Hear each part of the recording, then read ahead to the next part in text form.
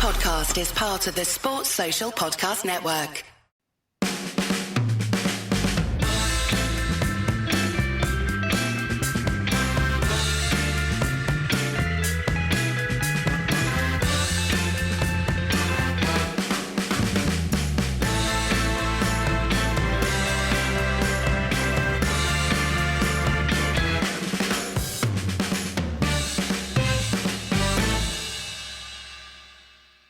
All right, here with Daniel. Quick reaction to the Mason Mount transfer, which has been agreed at £55 million and some extras. Not sure what the extras are about exactly. Initial reactions, Daniel?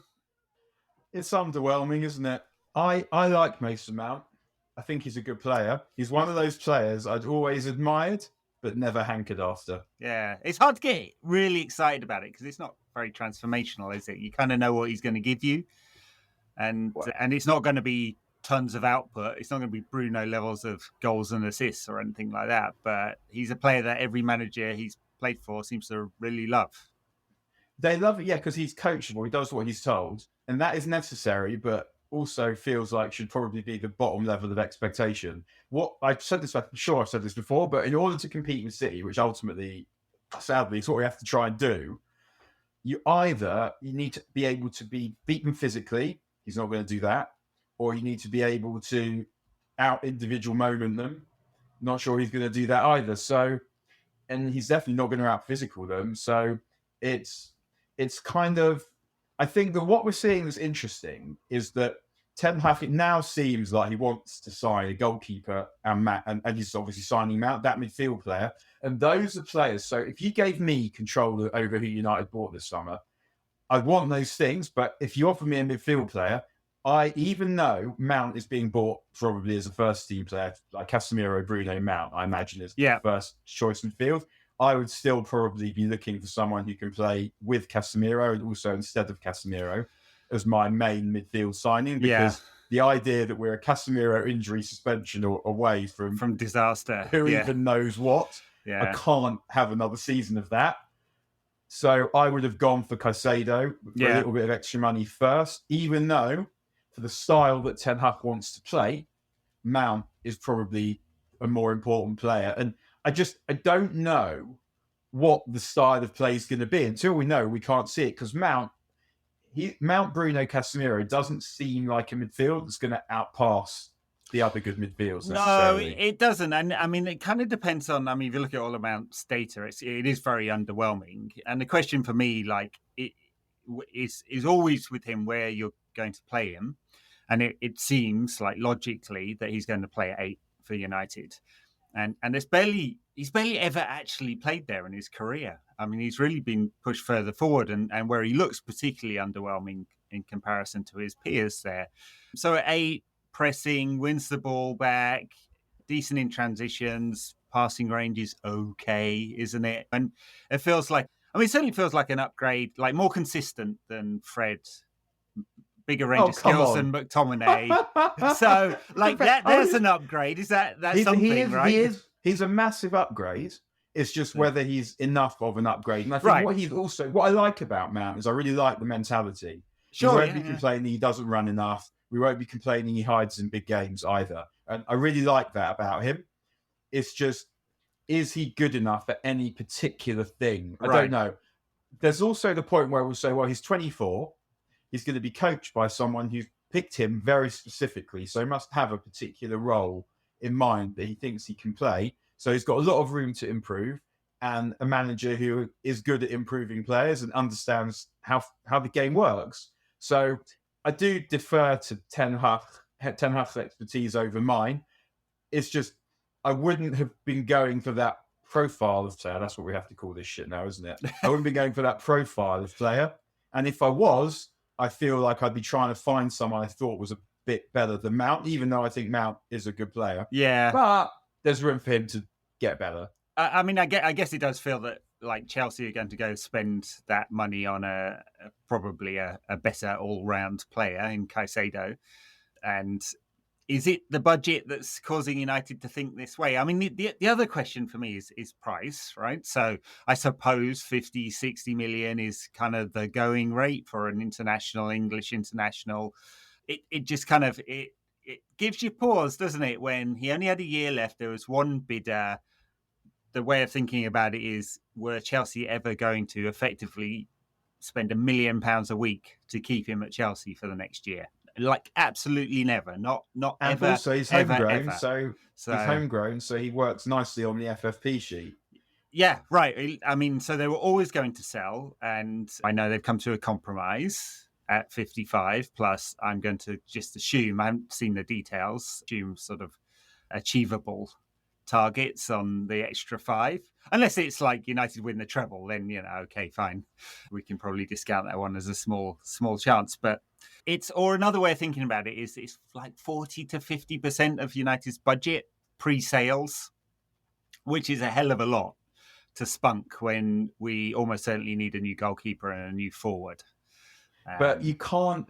I know you can't. It is quite hard to get that player for very much less. Sure. The point is not, I don't think we overpaid for him. It's the budget. We're under budgeting. Yeah, or we've overpaid for a lot of players in recent years, which means United butting up against that FFP limit. Yeah. You have to. The manager. They knew that the manager had decided we wanted him.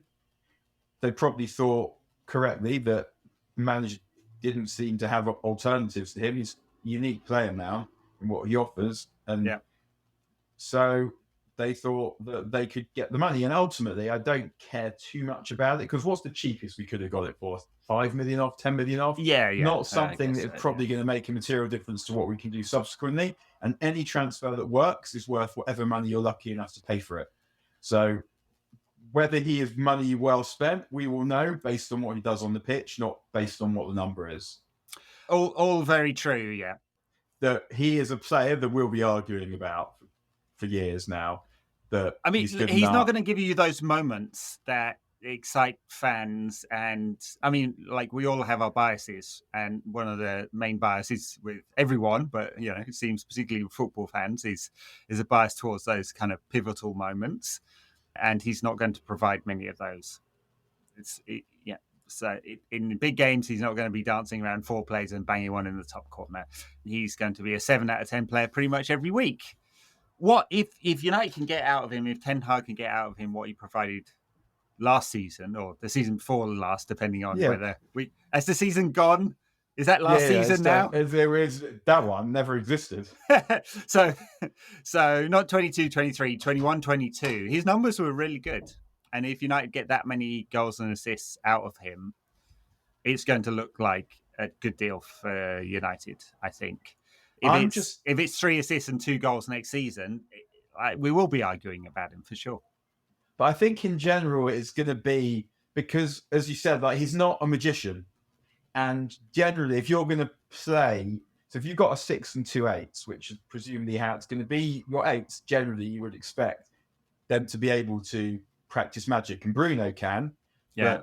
But Mount isn't exactly that. And I'm just trying to work out how I imagine Ten Hag wants them to play.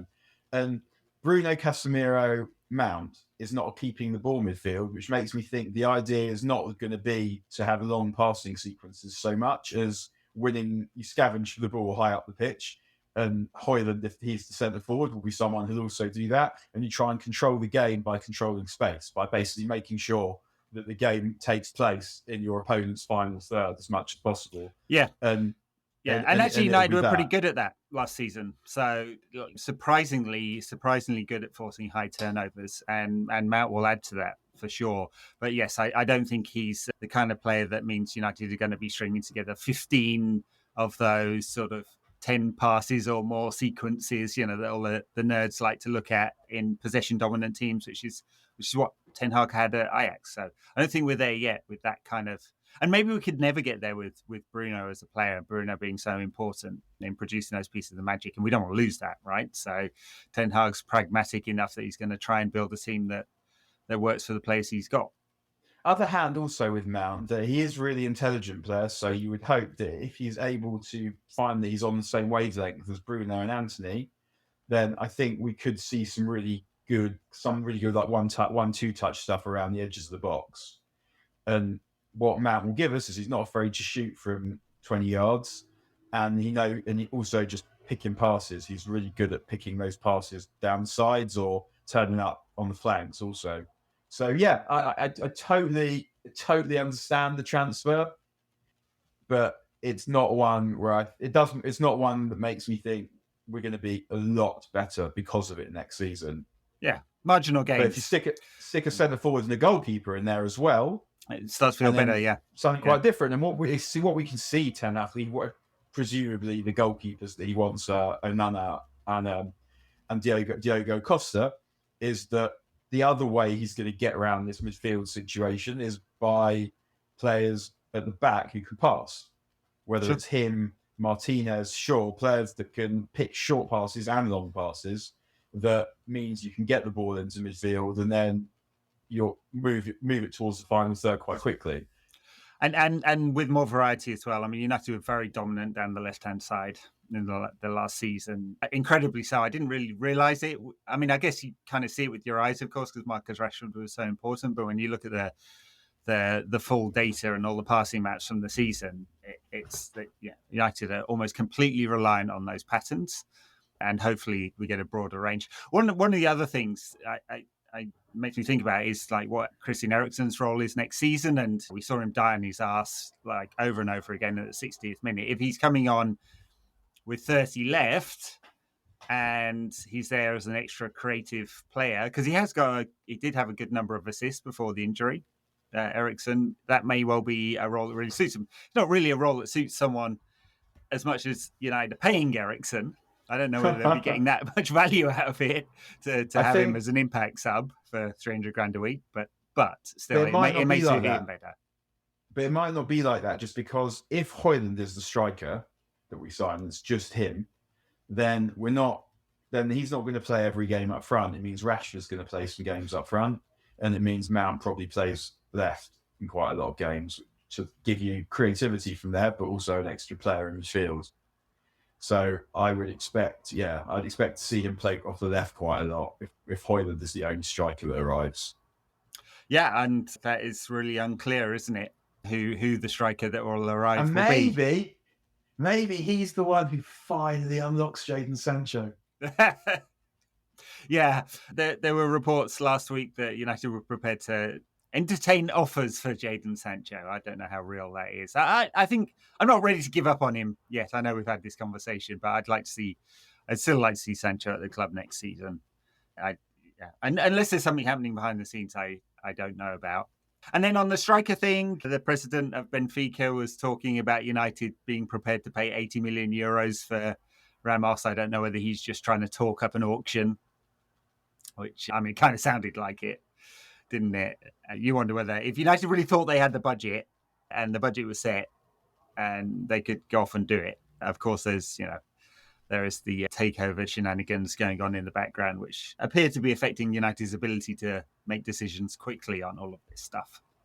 Yeah, I'd be quite surprised if we tossed another 80 mil on a speculative centre forward. I would can't be see that. Dead shocked. So yeah, yes, like fine. If Kane becomes available, they might say, "Well, let's dig into that credit facility." But they're not doing it for Gonzalo Ramos, I don't think. Yeah, I mean, and look, I know a lot of people have talked about the FFP situation. We don't actually know. I think anyone who says they really actually know really don't, because the two. I mean, there's two parts of FFP, even with the new squad cost rule, which is 90% this year, 80-70 in the years to come. We don't know what the costs are that they're allowed to deduct, right? So we can see what the spending is over the 3-year rolling period, but we can't see the costs. And United may well be creative with that one, as Everton were, and they were very naughty about it. And interest is deducted from that, I believe.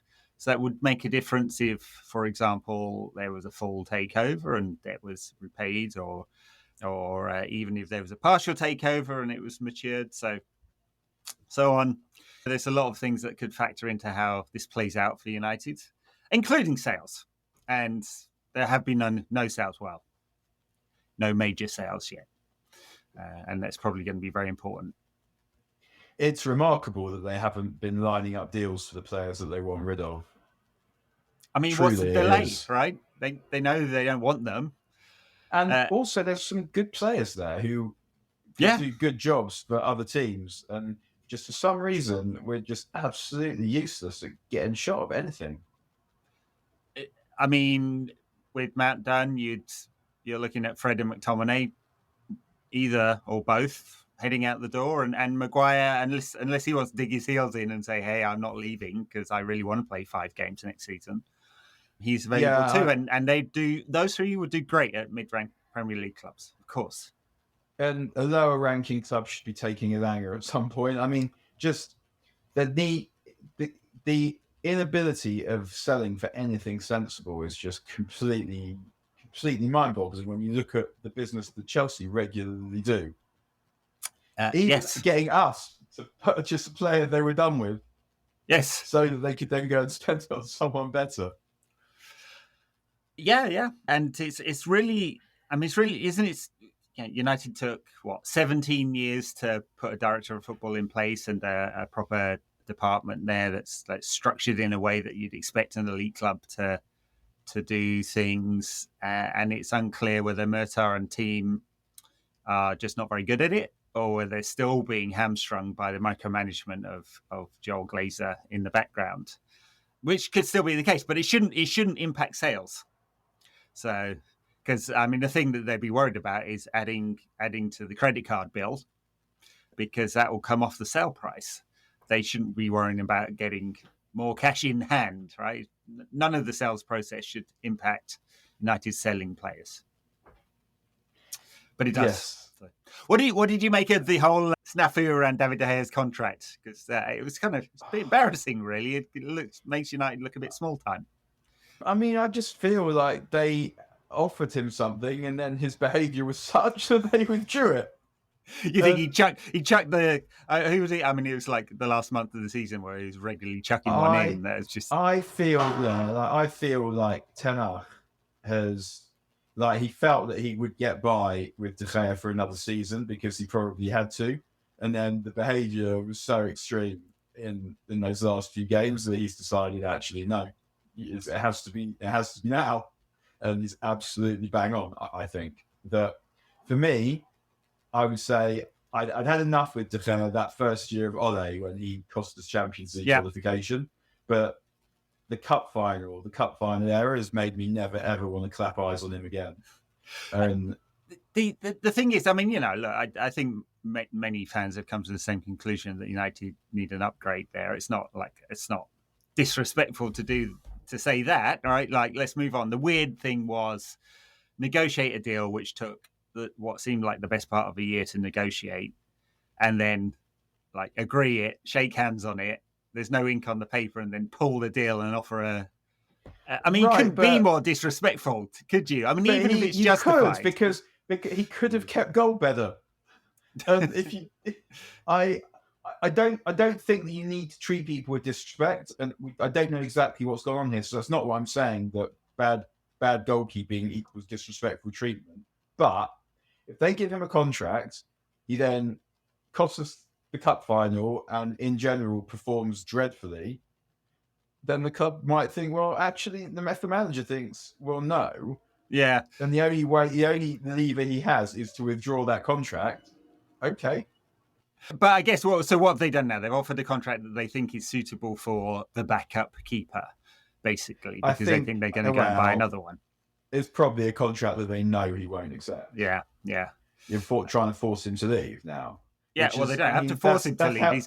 He's out of contract tomorrow. So he's due back in for training on Monday, and he'll be training without, I don't know. I mean, who knows? I mean, he'll be training without getting paid, presumably, which will be... How's he going to... I don't know. We need to set him up a GoFundMe. Yeah, maybe we do. Yeah, we'll pay him on the daily until they made a decision. Funds. Yeah. I feel like his refusal to get better means that I'm not replete with sympathy for them deciding that actually we need a new goalkeeper. And I can see how it got to this point. It's not hard. Oh, sure. No, it's not hard to see that. I mean, I do. Where it doesn't feel like anyone's behaved in a reprehensible manner, apart from the guy keeping goal. I guess the weird thing is that it was kind of odd that United offered the contract in the first place if they thought that it was time to move on, and Ten Hag probably could have made that decision months and months and months ago, but at that point, chucked one in the cup final. So. But he's maybe thinking at this point, doesn't have Kane's on the agenda. Yeah. And he knows that if Kane is on the agenda, he obviously knows he has to buy in. And that probably means no new goalkeeper. Plus, you need that goalkeeper to perform for you during what's left of the season. So you have to intimate a new contract. And then I don't know how this could have been done differently, really, whilst trying to get that keeper to perform for you through to the end of the season. And that turned out. So maybe they just should have said, no new contract. Go and prove me wrong. I don't know. But his refusal to improve, means I don't have that much patience. Yeah. Like, he's earned 100 million quid off United. True. So True. He's not someone for whom I have a massive amount of pity. Well, he can head off to the Saudi Pro League and earn another 100 million if he wants. United could be in the weird situation of starting the first pre-season friendly, which is the one against Leeds, I think, or is it Lyon? Can't remember now. But with Tom Heaton in goal, because I'm not sure Henderson's fit yet, and they may well be selling him anyway, and Dave may or may not have a contract at that point. And so we'll have 37-year-old Tom Heaton, who's played something like 3 games in the last 5 years. So, get the cohesion going. That's right. It's all a bit odd. But anyway, I guess something is moving. I was half of the mind that United might end up like, not only the takeover being delayed, because clearly the siblings can't agree what the exit is here, and that might just delay any business until right at the end of the window, if at all. So at least something has been done. Yeah, because I mean that's the budget, isn't it? Mount is the budget, so that's allowed.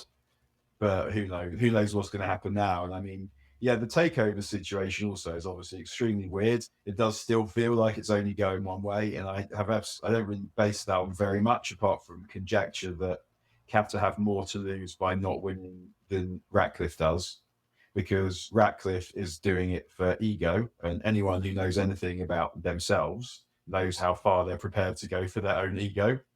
Basically, anywhere, everywhere, all the way, all the time, because we're humans and that's how we operate. But they're doing it for ego and also to alter the geopolitics of the world. And those people will throw more money at something than the person who's doing it just for ego, even though the person who's doing it just for ego will also chuck a lot of money at it. And it looks much worse for Qatar, who are an official body, to lose than it does for Ineos to lose. Yeah, true. I mean, we had the 2 reports, like the Reuters report last week, which was, I don't know, it felt, there was a lot of kind of conditional language in that report. And I was like, if you really believe that your sourcing is rock solid on that one, I don't think you'd have written it that way.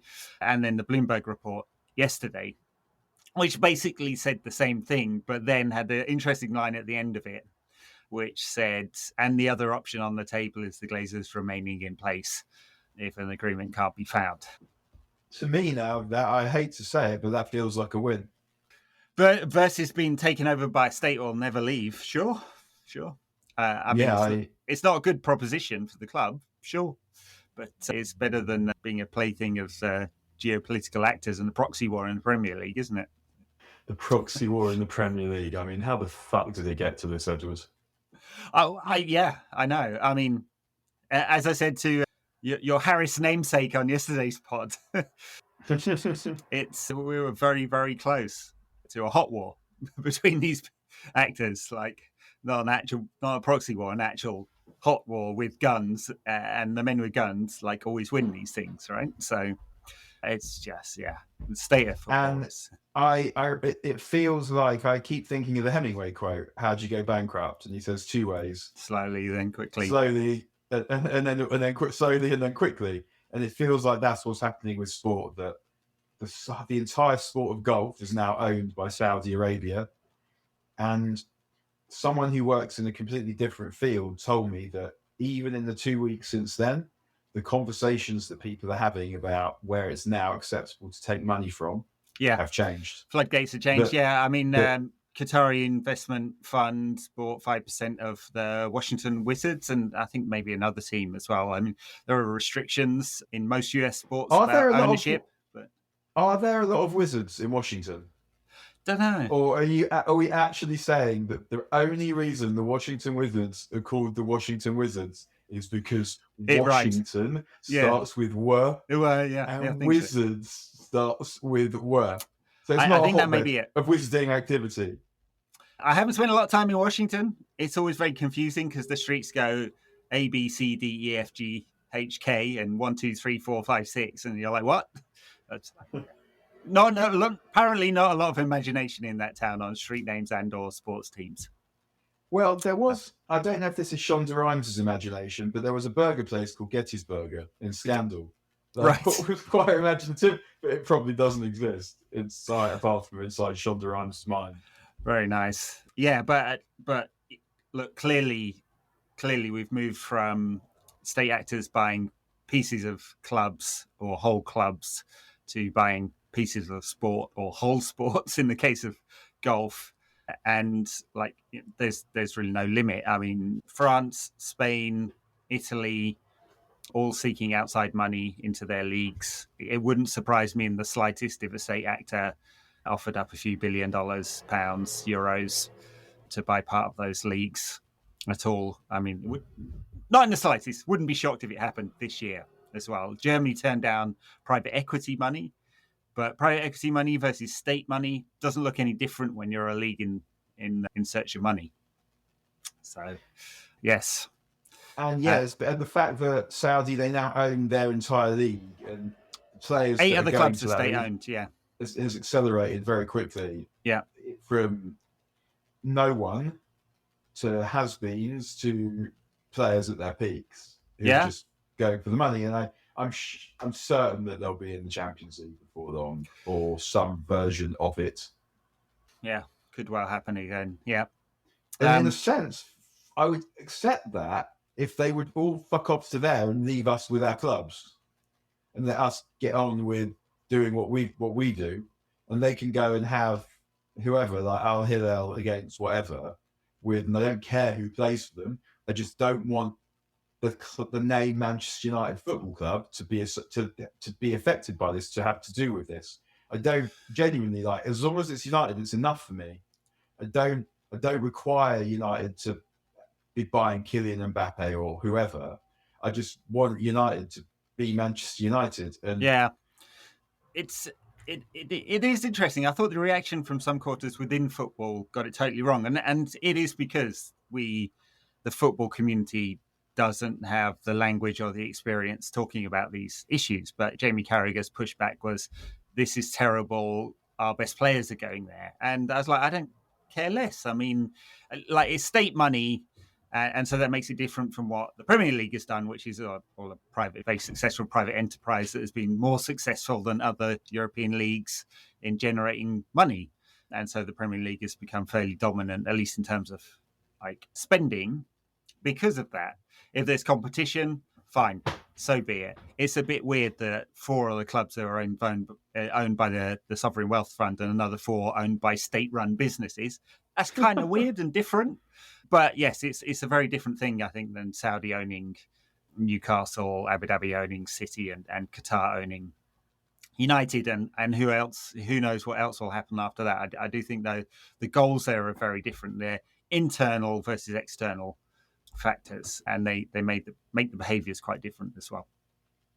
Yeah, because following United is not about watching the best football ever played. It just has to be United. That's it. Yeah, it doesn't have to. That's the only thing I demand from United, is that they are Manchester United. And being owned by a state in Qatar doesn't guarantee the best football ever played either, because we've seen at PSG it didn't. And if it's a private bidder, which it isn't, because, I mean, seriously, but people keep telling me this on social media, then you want to ask where this chap has got his cash from and whether he really has bottomless pockets anyway, which presumably he doesn't if he's just a middle manager at a regional bank, which is what he is. Anyway, I have to run. It was good to get in a few minutes on Mason Mount. I mean, look, it's a deal, isn't it? And I'm not going to grumble too much about it. It's a slightly odd one, and I don't know whether I'm going to get that excited about it. I felt that we needed at least one more really transformative player. Yeah. And I don't think he's it. And I don't think it is coming. Yeah. Sad.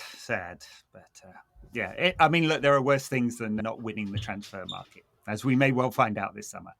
All right, we'll catch you all soon. Thanks, Daniel. Please.